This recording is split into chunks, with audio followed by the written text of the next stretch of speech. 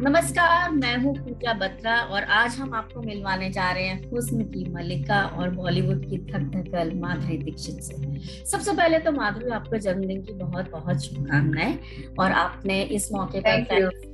बहुत ही अच्छा बेहतरीन गिफ्ट दिया है, एक गाना गा करके अपनी आवाज में। कैसा लग रहा है, क्या अनुभव हो रहा है? बहुत अच्छा लग रहा है। एक तो धन्यवाद for your wishes and all the wishes that everybody sent me. बहुत अच्छा लगता है जब इतना प्यार मिलता है लोगों से। और इतने इतने सालों से मेरे साथ जुड़े हुए हैं मेरे फैंस। और that feeling is something which is amazing. अच्छा, गाने का जो पहला सीन है उसमें आप एक लेटर को ओपन कर रही हैं, लेटर खोल रही हैं आप। जमाना बदल चुका है, सोशल मीडिया का जमाना है, तो क्या अभी भी आपके पास फैंस के खत आते हैं? जी हाँ, अभी भी आते हैं। जैसे मेरा बर्थडे है तो बहुत सारे फैंस कार्ड्स भेजते हैं, लेटर्स भेजते हैं। दो जमाना अभी ये है, लेकिन हम जब शुरुआत में जब हमने शुरू किया था और जब 90s में थे तो ऐसे ही हमें फैन मेल्स आते थे। And that's why that was a kind of salute to all that fan mails that we used to receive तभी।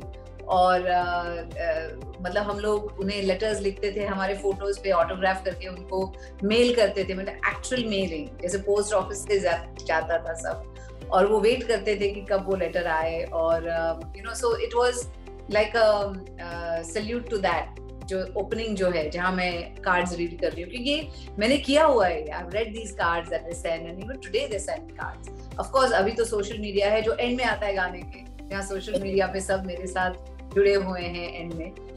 So I think it showed a transition also, और also the intention कि ये गाना जो है तू है मेरा मेरे फैंस के लिए है। What I feel about them, जो मेरी भावनाएं हैं उनके लिए, वो ये गाना है। और बस I wanted to do that for them as a return gift for my birthday. आपने ये गाना अपने फैंस के लिए बनाया है, लेकिन हिंदी सिनेमा में और बॉलीवुड इंडस्ट्री में आप किसकी फैन हैं?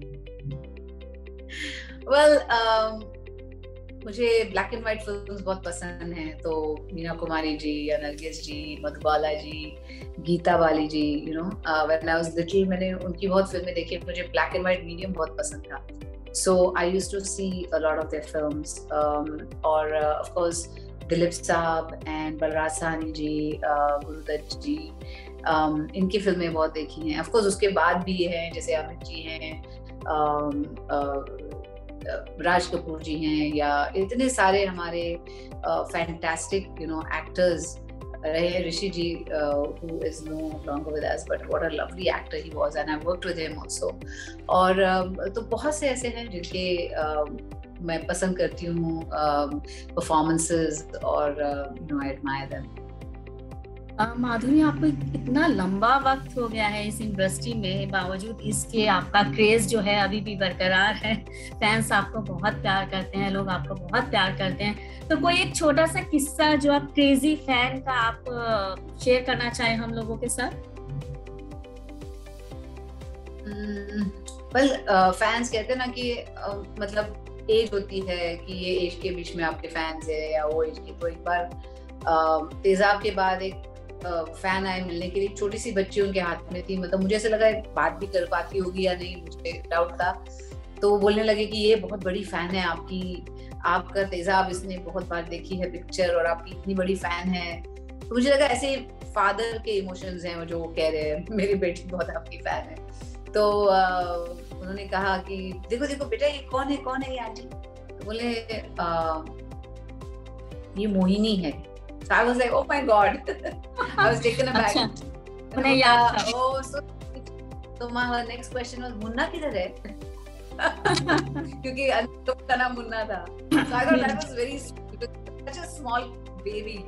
लेकिन फिर भी उनपे she was so crazy about the movie. तो of course ऐसे बहुत सारे किस्से हैं, लेकिन अभी मुझे ये याद आ रहा है। आपने इससे पहले भी एक बार गाना गाया है कोविड के दौरान, और अभी दोबारा आपने गाना गाया है। तो अभी देखा जा रहा था कई सारी अभिनेत्रियां हैं जो कि फिल्मों में अपनी आवाज दे रही हैं, गाने गा रही हैं। तो क्या अगर आपको भी ऐसा मौका मिले तो हम क्या किसी मूवी में माधुरी दीक्षित की आवाज सुन सकते हैं? well, वैसे मैंने देवदास में चंद कवित्व जो थे वो मैंने पढ़े थे, और गुलाब गैंग में एक छोटे से रंगी सारी गुलाबी थोड़ा सा एक गाया था। तो ऐसा कुछ नहीं है कि ऐसा नहीं दिखेगा या दिखेगा, ऐसा भी नहीं है। I don't know, right now I think जो गाना मैंने रिलीज किया तो है मेरा, I am very excited about that, और मैं चाहूंगी कि फैंस इसे सुने और you know come to know कि मेरे इमोशंस क्या है उनके लिए।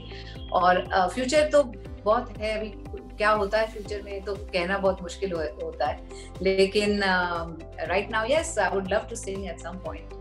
कैसे ख्याल है कि फैंस को इस तरह का गिफ्ट देना चाहिए, मतलब हाँ बर्थडे है तो जब हमने रिकॉर्डिंग जब मैंने की थी, मैंने एक एल्बम बनाया 6 गाने, उसमें एक कैंडल था जो मैंने ड्यूरिंग लॉकडाउन रिलीज किया। अब मेरे बर्थडे पे ये गाने जो हैं वो मुझसे जुड़े हुए हैं। जैसे कैंडल मेरा ख्याल ऐसे था उस गाने में कि आपके लाइफ में कुछ भी चल रहा हो, कोई भी टर्मोइल हो, लेकिन लोगों के लिए आप एक बिल्कुल एक दिए की तरह जलने चाहिए। जितना भी तूफान भी हो तो उसमें भी वो दिया जलता रहना चाहिए। वो इंस्पिरेशन आप जो देते हैं लोगों को, वो इंस्पायर करते रहना चाहिए। एक बीकन ऑफ लाइट की तरह आप होते हो लोगों के लिए, and you have to keep that up even despite all your own difficulties. तो हमारे क्या किसी के भी लाइफ में भी ये हो सकता है कि वो बहुत घिरे हुए हैं, लेकिन फिर भी अपने बच्चों के लिए वो एक स्ट्रेंथ दिखाते हैं, या अपने बॉस के लिए वो स्ट्रेंथ दिखाते हैं कि नहीं this team is with you, या अपने काम के लिए आप स्ट्रेंथ। या तो हमारे इंडस्ट्री में जैसे हम लोगों के लिए, क्योंकि इतने लोगों की आशाएं होती है आपसे, या इतनी इच्छा होती है कि आप अच्छा काम करें, तो वो you have to always keep that up. तो वो था उसके पीछे जो इंस्पिरेशन। इस गाने के लिए मैंने कहा था कि इतने सालों से लोग मुझसे जुड़े हुए हैं, मेरे फैंस हैं, मुझे इतना सराहते हैं, एनकरेजमेंट देते हैं, चाहे मेरे फेलियर्स हो चाहे मेरे हिट्स हो फिल्म, फिर भी मेरे साथ उन लोग हमेशा सपोर्ट किया उन्होंने। तो उनके लिए जो मेरे इमोशंस हैं वो मैं लिखना चाहती हूँ। तो मैं और Raja Kumari we sat down and we wrote this song, और उसके लिरिक्स हमने लिखे एक साथ कि ये मेरे इमोशंस हैं, ये ऐसा है। और जब पिक्चराइजेशन हुआ तो चरित जिसने गाना पिक्चराइज किया उसको हमने समझाया कि this is the thing behind it. तो इसलिए हमने वो लेटर्स लिए, that's how I started, I used to get these letters, और उससे एक एनकरेजमेंट मिलती थी हमेशा। और उसके बाद ऑफ कोर्स सोशल मीडिया है, तो वो द गाना एंड्स विद दैट, जहाँ सोशल मीडिया पे सब लोग बहुत पसंद कर रहे हैं। हाँ, लोग बहुत पसंद कर रहे हैं। Yes, so it's a very personal thing, and it is one of the things I've touched on about being a film star. Madhuri Dixit का खुद का फेवरेट गाना कौन सा है? बाप रे, मुझे गाने इतने पसंद है, मैं बहुत गाने, ये एक फेवरेट गाना कहना बहुत बहुत मुश्किल होता है। पर कोई दिल की कोई आज ही लग जा गए कि तेरी हंसी याद होगा, मैं सुन रही हूँ गाना, थोड़ा सा लता गुनगुना दीजिए ना हमारे लिए। हाँ, थोड़ा सा गुनगुना दीजिए। अरे बाप, लग जा गले के फिर ये हंसी रात हो न हो, शायद फिर इस जन्म में मुलाकात हो न हो, लग जा गले से।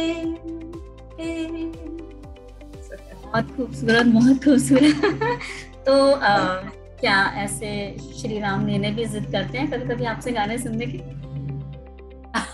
नहीं, एक्चुअली एल्बम उनकी जिद से, क्योंकि वो हमेशा कहते थे कि आप यू सिंग सो वेल, और you know there so much you have to say, और जो गाना है वो is an extension of expression.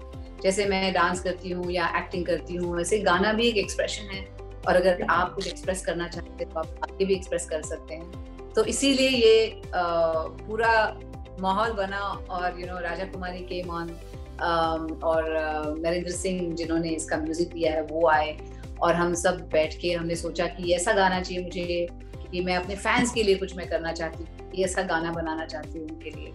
और फिर ये गाना बना, उसके लिए मेहनत भी की थी, पहले जो वॉइस जो ट्रेनिंग होता है वो भी लिया, और उसके बाद हम स्टूडियो में गए और ये गाना बना। तो बहुत मेहनत भी थी इसके पीछे, बहुत एक विचार भी था कि क्या करना है, और जब पिक्चराइजेशन भी किया तो वो विचार हमने कंटिन्यू किया उस थ्रेड को, कि ये ऐसे हमें चाहिए, क्योंकि हम फैंस के बारे में बात करें। बात करने के लिए माधुरी आपका बहुत बहुत शुक्रिया, हमें बहुत अच्छा लगा आपसे बात। Thank you thank you ma'am so much. Alright, thank you, bye, take care.